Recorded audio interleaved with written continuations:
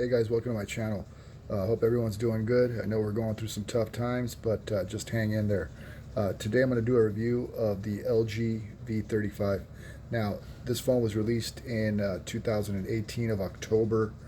It comes with 64 gigabytes of internal storage. It has 6 gigabytes of RAM and a Snapdragon 845 processor.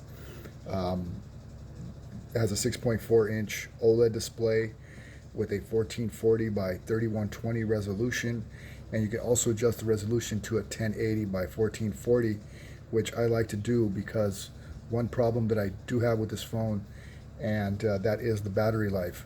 This phone has a 3300 millihour battery, but unfortunately a screen of this size and resolution of this size deserves at least a 40,000 to a 4500 millihour battery. I don't know why they went and put such a small battery in this phone. I kind of have an idea. They wanted to make the phone ergonomic. It's very light, so it's not bulky. You know, this phone is very light in the hand. I mean, I think it's like 160 grams or so, so it doesn't weigh a lot. So this phone is very, very light in the hand. It feels really good in the hand. You know, you don't get tired, holding it all day. Some phones, it's so heavy, you just kind of want to drop it because your phone is just taking up all this weight on your hands, but this phone doesn't have that problem. So I think LG kind of wanted to just make it lighter, easier to use. But the battery itself, I can't say many good things about it, other than the fact that I do recommend that if you do buy this phone, you should probably throw on a case on there, a battery case. You can get them on Amazon. I believe you can get a battery case for like 40 bucks. I'm going to show you about the battery here. So let's go ahead and go into AccuBattery here. Let's go to the health here. Okay, my battery capacity on this phone is 2599. Design capacity is 3300. I'm at 79% battery health. This is a used phone, so I don't expect the battery to be at 100%.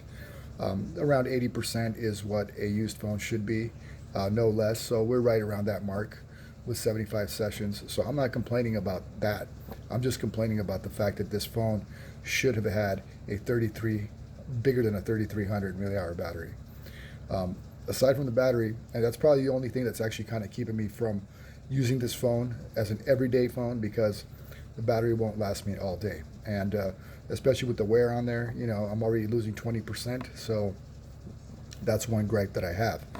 Now, other than that, this phone has 5 cameras. It has 3 in the back.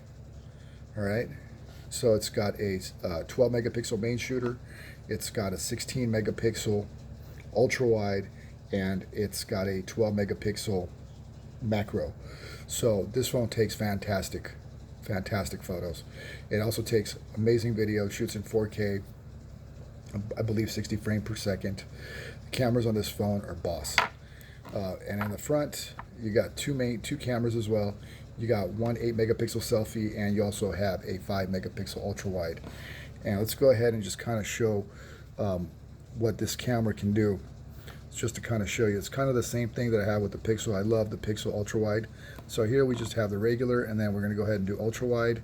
And you see how you can see the light behind me, the light fixture in the back? Well, if I zoom in regular, you only see half of that. So I do like that feature. You can definitely put more people in the picture if you decide you want to take selfies. All right, so cameras are boss. This is actually the first pentacam phone to come out. LG to me has always been ahead of everybody in innovation. And I know people are going to say, well, Apple, everyone's copying Apple. Look at the notch. Actually, LG is the first company to come out with a notch. Now, the only reason is that they did not put the notch on their phones was because they were not sure how the public was going to respond to notches. But Apple can get away with anything because Apple's Apple. So LG didn't know if the notch was going to be a success or not. But once Apple started putting notches in their phones, then everybody else started to follow. And believe it or not, like I said, LG was actually the first one to invent the notch on a phone. They just did not implement it first. So LG has been ahead of the game in a lot of things. They try too many things, and I think one problem with LG is that they try so hard at just doing too many things. They just like to try everything new here and there, like with the LG G8, with the hand gestures and all that other stuff. And half the time they didn't work. But with this 5 camera setup, it's amazing. I do love it. So the cameras are great on this phone. And This is a Verizon version. It's unlocked that I got on Amazon, so it gets regular updates. I actually get more updates on this phone than I do on my LG V35 that I got through Cricket. So it does depend on the carrier. Even though the phone's not activated on that carrier is actually the one that is sending out the updates on the phone, guys. Now let's talk about the build quality of this phone. So you got Gorilla Glass front and back, okay? This is a finger magnet, right? So you do have to have a case. And I do have a case on mine, so definitely put a case on there.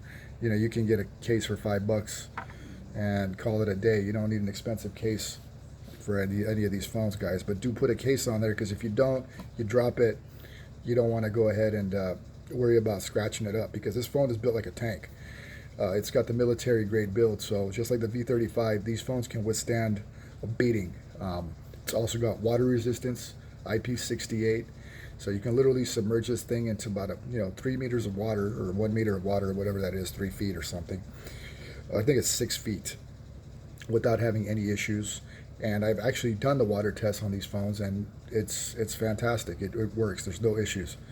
The speed of this phone is amazing. You know, this phone does not slow down at all. You know, I've had it for a few months, and this phone has just been an absolute monster. I mean, I love this phone. I mean, this phone has just been amazing. The only thing that has kept me from using this phone every day is the fact that the battery is just not up to par here. So let's go ahead and look at what this phone has on the sides here. So we have the power button here on the side, on the right side, and then we have the Google Assistant button here on the left side, and then we have the power up and down button here. So I don't like this Google Assistant button here. It's kind of the same problem that I'm having with the S9 Plus. When I want to change the volume up and down, I always end up hitting this button somehow. So it's kind of one bad thing that I don't like about it. But other than that, you will not be disappointed. And as far as resolution is concerned, what I do like to do here is I like to change the display resolution on this phone.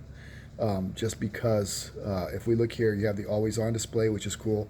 I usually turn it off. You know, I just turn it on right now just for show, because it does drain battery.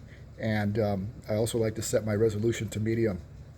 All right, so you set that to medium because I don't want to drain the battery, because this phone does drain a lot of battery. So you know, it's been on for about maybe 15-20 minutes, but hasn't been used really heavily, and I've already lost like 9%. So I would recommend, like I said, get a battery case for it. But you can pick this up on Amazon right now, brand new, for $350. And this phone was almost $1,000 when it first came out. So performance-wise, this is an absolute amazing device. I love this phone, guys. So don't take my word for it. You have to actually try this phone, hold it in your hand, use it for a day, and you'll fall in love with it, except for the atrocious battery life. So other than that, I hope you enjoyed this video, and stay tuned for my next video. So don't forget to subscribe down below.